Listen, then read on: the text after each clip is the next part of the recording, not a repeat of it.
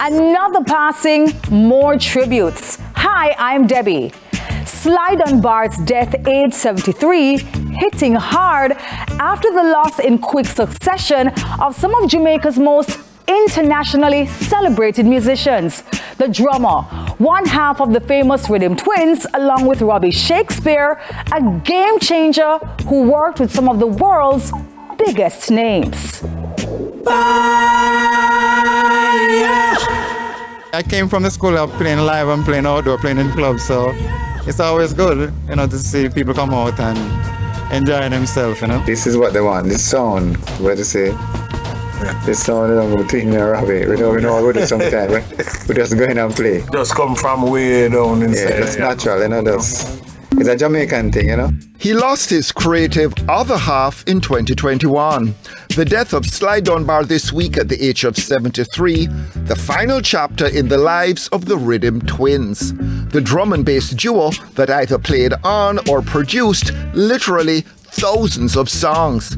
For among many others, the Mighty Diamonds in the 70s. When the right time comes. Grace Jones, Bob Dylan, Standing on the water, casting your breath. and Black Uhuru in the 80s. Guess who's coming to dinner? Shaka Demus and Pliers in the 90s, to No Doubt in the 2000s.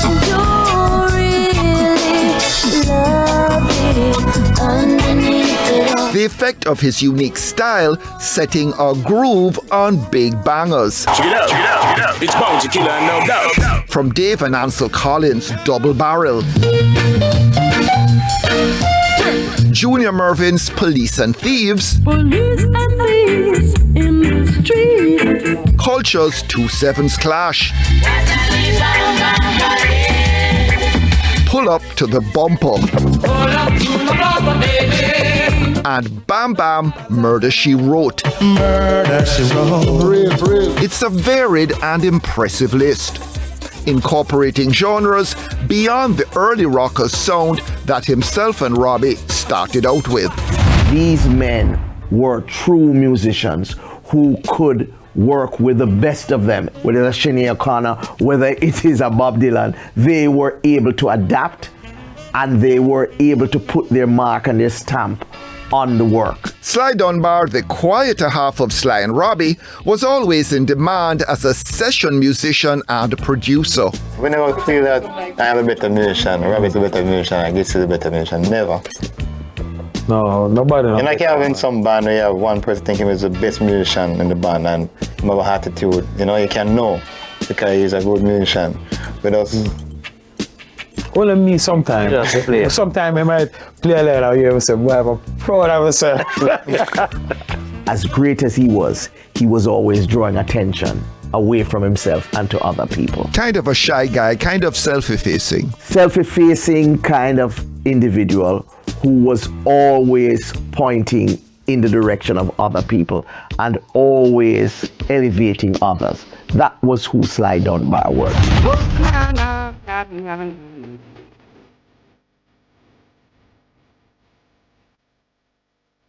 A phenomenal musician, being an innovator. The open snare drumming that he brought to the Black Uhuru music is something special. It's a deviation from the original one drop that dominated reggae playing. He was somebody who was always experimenting.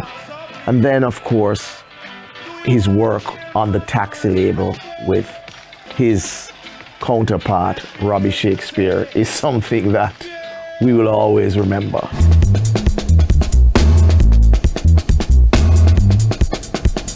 It's over 45 years been together playing music, Talent is when you see talent, the person can sing good and the person probably can ad-lib or phrase right and you say, okay, this is good. So you sit to the person and you have to get to know the person good. So if you're making a track for the person, you make the track in the image of the person, so it sounds like him.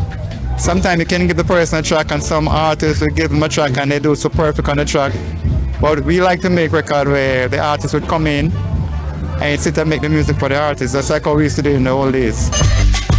Dunbar embraced digital sounds. He wasn't someone who was a Luddite and who was against the new wave. He wasn't locked into the past. How Sly used technology demonstrates what is possible with these new gadgets when they're in the hands of someone who is really familiar and gifted in music. Because the bottom line here is he could play. He's a musician who was able to use these tools and create enormous possibilities. The two-time Grammy winner ranked at 65 in Rolling Stone magazine's 2016 list of the 100 greatest popular music drummers of all time. As Brian Eno, himself a musical innovator, observed back in 1979, when you buy a reggae record, there's a 90% chance the drummer is Sly Dunbar, a statistical tribute to Sly's reach and output, whom Eno imagined as being chained to a studio seat somewhere in Jamaica, because as he put it, his drum tracks are so interesting, they get used again and again. He is not the typical guy who you're going to see every day. He's special, and that is why we're honoring him. I forgive thanks. It's a father. We don't even know what we just do it. We know anything we go for, we try to do it to the best. And if people like it, we always play the music for the people, not for ourselves to like. For the people. People love it, we love it. But if they don't love it, we don't like it. Well, the thing with Robbie and myself, when we go on stage, we always carry the Jamaican flag with us. And there were times when we go on stage and feel we're going to be defeated. And we look at one another and say, look, we're playing reggae, they're playing funky, they're playing African music. So we have to go and defend our country. So we go out there and just create some stuff, you know. Guess who's coming to